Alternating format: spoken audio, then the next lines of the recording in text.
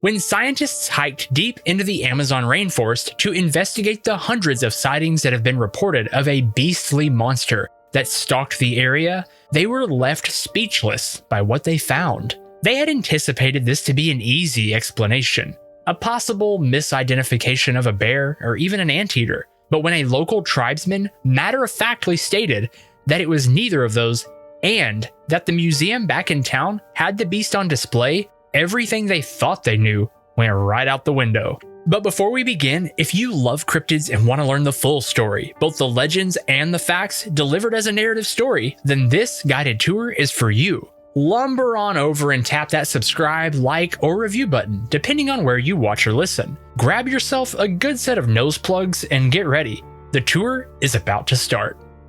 I'm Cody, and you're touring Cryptids across the Atlas. He knew he should have chose any other area, but he decided to go anyways. Giovanni Cariciana had spent the better part of the day hunting outside of his village in the Amazon rainforest. The Amazon was home for Giovanni. He had lived all 24 years of his life in this tropical live well. He knew the vegetation, the game, the terrain, and above all, he knew the threats that lie around every new corner. He was as familiar with this area as he was the back of his own hand, which is exactly why he knew better than to go hunting anywhere near that specific section of forest.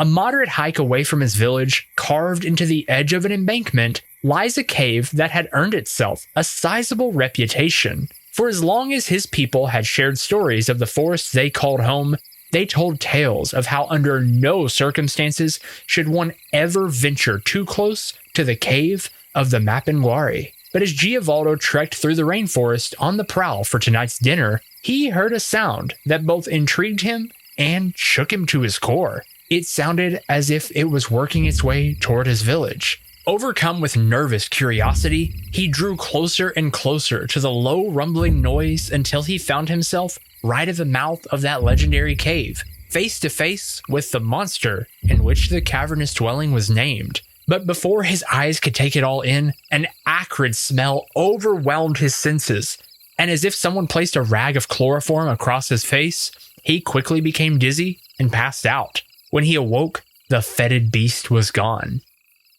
Across the Brazilian and Venezuelan Amazon rainforest, you'll find numerous tribal accounts of run-ins with a creature that invokes a revered fear in the native locals. Some have named this beast the Auhuama, while others know it as the Segamai, but most call it the Mapinguari. The Mapinguari are said to be large, mammal-like monsters covered in brown, shaggy fur and standing anywhere from 6.5 to over 10 feet tall, depending on who you ask. This colossal giant is said to vaguely resemble the North American Sasquatch, except instead of an ape face, it has a more elongated snout that, to me, resembles the head of a capybara. It's said to travel on all fours through the forest, but has many times been seen rising up and clumsily lumbering about in a bipedal manner, leaving behind footprints that resemble a human's, only they are curled under and face backwards as if it walks on its knuckles.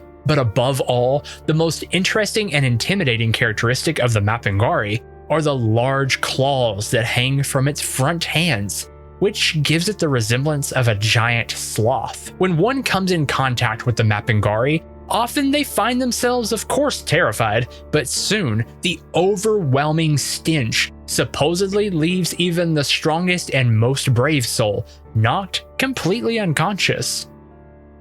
The Mapinguari are an interesting case for cryptozoologists.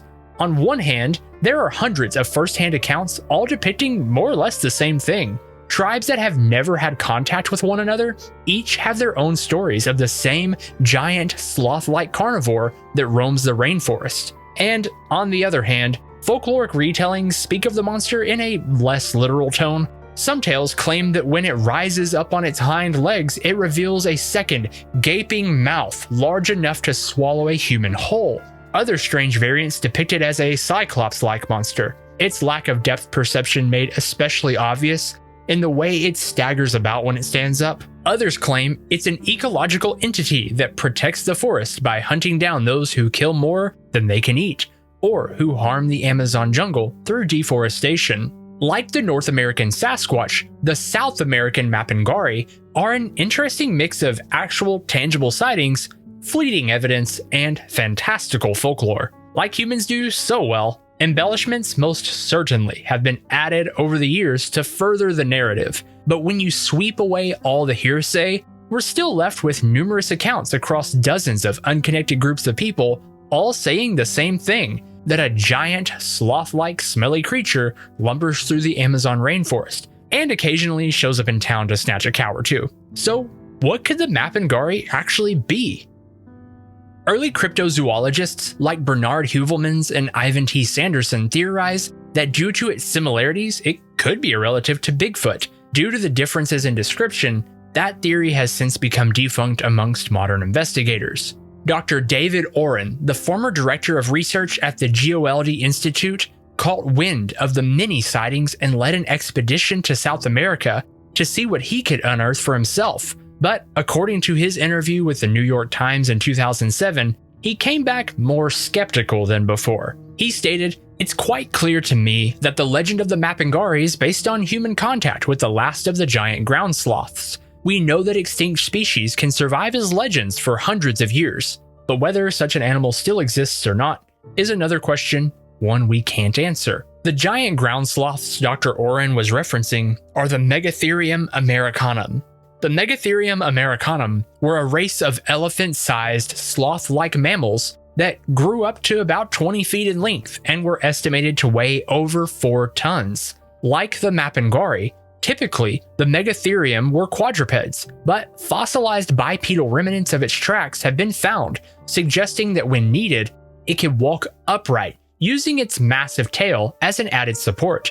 The first fossils of the Megatherium americanum were discovered in 1788 by Manuel Torres in Argentina. Soon, fossils of a close relative of the Megatherium, named the Erematherium, were found further north in the more forested parts of South America.